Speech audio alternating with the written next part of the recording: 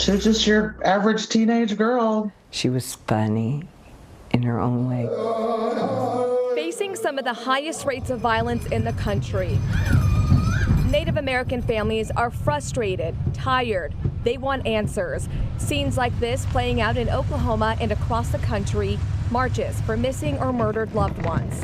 She's kind of quiet. She kind of went around just family most of the time. This is Dana Buffalo Meat and Holly Long Warrior. Since September 14th, 1997, they've been searching for answers in the death of Leah Mesite. She went missing in Geary, Oklahoma at the age of 16. And we went looking for her, like at her friend's house in town, and started trying to call, because she had friends out of town too. They describe Leah as friendly, outgoing, and trusting. 6 days after she was reported missing, her body was found by a farmer north of Greenfield. The autopsy said that her skull was fractured in 8 different places. Decades later, they still don't know what happened to Leah. Nobody heard us. It was like she was nothing. She deserves justice just like everybody else, and it's been a long time. Noreen Starr wants justice for her granddaughter Gracie and her grandson Drake. Gracie was really, she was very gentle, very kind. Gracie was reported dead on April 18th, 2020 in Amarillo, Texas. She too was 16. Gracie moved to Amarillo with her adoptive family. Her biological family are members of the Cheyenne and Arapaho tribes. They were allowed to see her sometimes. Under cause of death, Gracie's death certificate cites pending further studies. The family, though, has their own belief about what happened and continue pushing for answers. Until they close that case, there's nothing that we can do legally. Drake was 17 when he was found dead after a crash in Clinton last year. Drake was a prankster, and he always tried to find a way to pull a joke. Officials say his injuries were inconsistent with the vehicle accident. OSBI is investigating. Losing Gracie and Drake in these ways is heavy, and it's hard.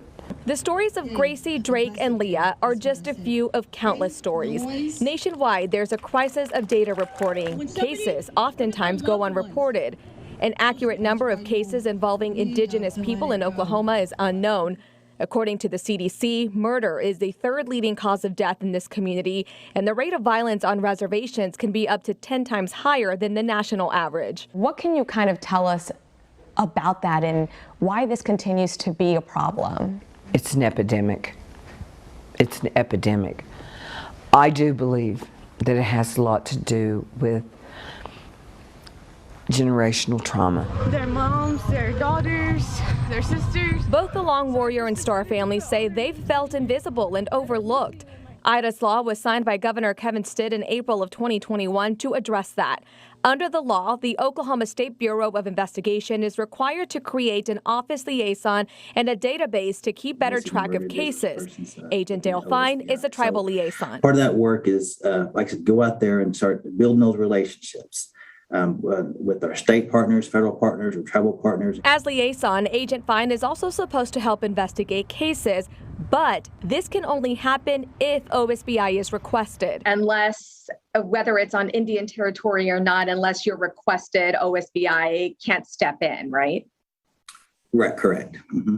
Yeah, we just can't come in and take over a case. Another issue with the Supreme Court's decision in the McGirt case, many cases now fall under federal tribal jurisdiction and OSBI can't get involved. We've had families reach out and it's just that discussion. So we get that one-on-one discussion with them, help them. We find out, okay, has there been a police report made with the local or proper jurisdiction? Once a report is made with the proper entity, OSBI will follow up with the agency and offer their services. When you say we can't forget, we don't forget our family. Families do see Ida's law as a step in the right direction, and they're hopeful for change. In the meantime, they're also taking back control. We've taken our power back as Native American Indian people and in our culture. Alejandra Briones, KOCO 5.